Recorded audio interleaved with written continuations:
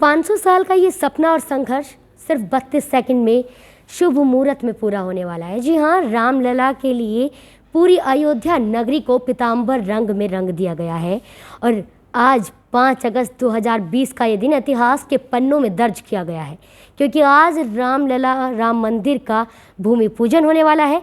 और इस शुभ मुहूर्त पर हमारे साथ बातचीत करने के लिए करनी सेना के राष्ट्रीय अध्यक्ष सूरजपाल अम्मू जी मौजूद हैं। सर, पहले तो आपको बहुत बहुत बधाई हो, आज पूरे हिंदुस्तान का ये सपना पूरा होने जा रहा है। आज इस आप सपना जो ये आज पूरा होने वाला है, 5 अगस्त का ये दिन है, आज इस दिन पर आप क्या कुछ विशेष करने वाले हैं? जहाँ तक पीताम्बर रंग केसरिया भगवा, ये पूरा देश ही भगवा में हो गया है, हिंदुस्तान भगवा में हो गया है, पीताम्बर रंग में रंग गया है, जैसा आपने कहा। मेरे लिए सौभाग्य की बात है, मैं उन पलों का भी साक्षी हूँ तो 6 दिसंबर 1992 के दिन इस ढांचे को ध्वस्त किया जी। मैं उन पलों का भी गवाह हूँ जब लाल कृष्ण आडवाणी जी अपनी रथ यात्रा लेकर निकले। मैं उन संघर्ष के दिनों में रामलला हम आएंगे, मंदिर हम वहीं बनाएंगे, इस प्रकार के नारे हम लगाते थे। और मैं जितनी तारीफ़ करूं, जितनी मतलब मेरी खुशी का कोई ठिकाना नहीं है। तो मुझे ऐसा लगता है कि सपना पूरा होने जा रहा है और इसमें देश के प्रधानमंत्री को मैं धन्यवाद देना चाहूँगा कि इतना भव्य रूप जो उन्होंने राम मंदिर को दिया है। मैं देख रहा हूँ सुबह से जो डिज़ाइन भारत सरकार ने तैयार कराकर ट्रस्ट को दिया है, तो वो ऐसा एक मंदिर बनने जा रहा है जो विश्व के अंदर अपने आप में एक अलग पहचान रखने वाला है। इस सदी का सबसे भव्य मंदिर देश के अंदर बनने जा रहा है। मुझे गर्व है कि मैं राम का वंशज हूँ और राम के वंशज होने के नाते मुझे फ़ख्र है कि मैं इस संघर्ष की बेला में शामिल रहा। 1992 से लेकर अब तक का हर पल का, सुप्रीम कोर्ट की हर तारीख का मैं गवाह हूँ। अधिवक्ता होने के नाते मैं इतना ही कहूँगा कि सर्वोच्च न्यायालय की इस जीत पर अभी भी कुछ लोग टीका टिप्पणी कर रहे हैं।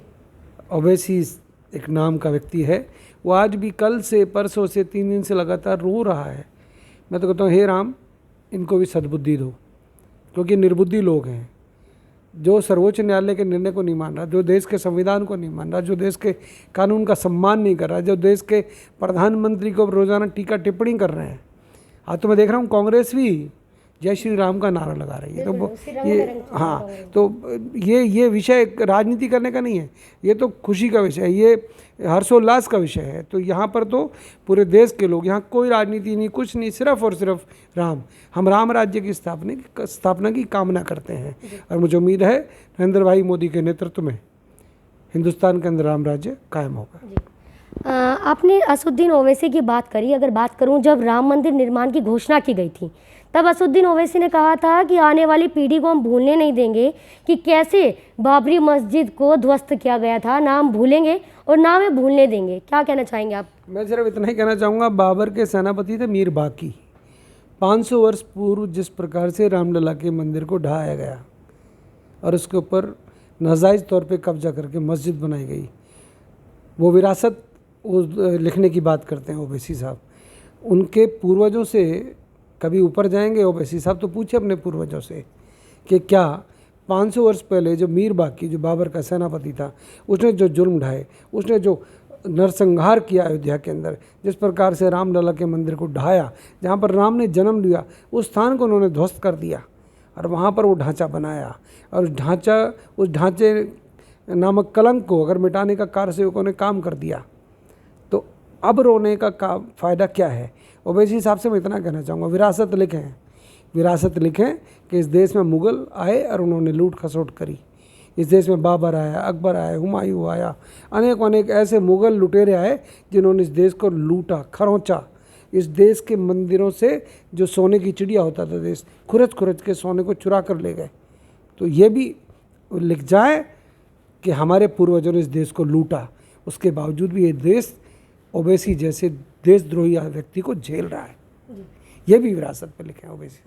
अब मुझे आपने बताया कि आप उन हर आंदोलन में शामिल रहे जब रथ यात्रा निकाली लाल कृष्ण आडवाणी जी ने, और जब भी सुप्रीम कोर्ट में तारीख लगी आप उसमें भी हमेशा वहाँ पर मौजूद रहे, शामिल रहे, और तब से 500 साल का जो अभी उसके बाद का आपका जितना भी सफ़र था, आपने हर उस आंदोलन में मौजूद रहे, शामिल हुए। लेकिन अभी जो है कोरोना काल में वहाँ पर 5 जो लोग मंच पर शामिल होंगे, और उसके साथ साथ अगर मैं आपको बताऊं कि लाल कृष्ण आडवाणी जी का ये सपना था कहीं ना कहीं, और आडवाणी जी भी आज वहाँ पर शामिल नहीं होंगे, आप भी वहाँ पर शामिल नहीं होंगे, तो विपक्ष भी इस पर हमलावर है कि आडवाणी जी का ये सपना था तो बीजेपी ने आडवाणी जी को शामिल क्यों नहीं किया। ना तो आडवाणी जी को तकलीफ़ है, ना मुरली मनोहर जोशी को तकलीफ़ है, ना उमा भारती को कोई तकलीफ़ है। मैं अशोक सिंघल साहब जो विश्व हिंदू परिषद के जो सर्वे सर्वा थे, डालमिया साहब और सिंघल साहब, मैं अशोक सिंघल जी के साथ अंतिम क्षणों में जब मेदांता हॉस्पिटल में गुड़गांव में वो एडमिट थे तो मेरे को उनका सेवा करने का सौभाग्य मिला। मैं उनसे सुना करता था, वो कहते थे कि सूरजपाल मेरा सपना पूरा होगा क्या, तो मैं कहता था साहब होगा, आज वो सपना पूरा होने जा रहा है। और जहाँ तक है विपक्ष की राजनीति करने की बात, आडवाणी जी के स्वास्थ्य की चिंता देश के प्रधानमंत्री को भी है और राम मंदिर न्यास को ट्रस्ट को भी है। तो उन्होंने जोशी साहब को, आडवाणी जी को निवेदन किया, आवेदन किया, कल्याण सिंह जी को आवेदन किया कि आप अपनी सेहत का ख्याल रखें, क्योंकि वहाँ पर 135 संतों को बुलाया गया है, वहाँ पर सिलेक्टेड 200 लोगों को बुलाया गया है। कोरोना महामारी से पूरा देश पीड़ित चल रहा है, वहाँ पर कोई अव्यवस्था ना फैल जाए। वहाँ पर कोरोना पॉजिटिव अगर कोई महंत भी था या कोई पुजारी भी था तो उसको वहाँ से हटा दिया गया है, उन चीज़ों को भी ख्याल रखा गया है। उमा भारती जी आज अयोध्या में रहते हुए भी वो एकांतवास में रह रही हैं सरयू के किनारे जी। वो भी शामिल नहीं हो रही हैं अयोध्या में होने के बावजूद भी। कुछ व्यवस्थाएं हैं, ट्रस्ट ने जो नियम बनाए हैं, ट्रस्ट जो सर्वे सर्वा है राम मंदिर की, तो उन्होंने जो तय किया है उनकी बात को मानना चाहिए। और वो हमारे वरिष्ठ हैं, वो हमारे सर्वे सर्वा हैं लाल कृष्ण आडवाणी जी, मुरली मनोहर जी, उनके बारे में अगर विपक्ष कुछ टीका टिप्पणी करता है तो विपक्ष की ओछी राजनीति है, उनको ऐसा नहीं करना चाहिए। जी, उमा भारती जी का आपने जिक्र किया। उमा भारती जी ने कहा है कि सभी कार्यकर्ताओं से बीजेपी के कि राम मंदिर हमारी बपोती नहीं है बीजेपी की, कि हमारी निजी प्रॉपर्टी नहीं है। ऐसा उन्होंने क्यों कहा, इस पर क्या कहेंगे? निश्चित तौर पे राम मंदिर हमारी बपोती कैसे हो सकती है? राम तो पूरे विश्व के हैं। तो क्या बीजेपी कार्यकर्ता अपनी बपोती समझ रहे थे उसे? नहीं, मैं कुछ और कह रहा हूँ। भाजपा के संघ के कार्यकर्ताओं ने एक आह्वान किया, विश्व हिंदू परिषद के लाखों कार्यकर्ताओं ने आह्वान किया, इस संघर्ष के बेला में शामिल हुए।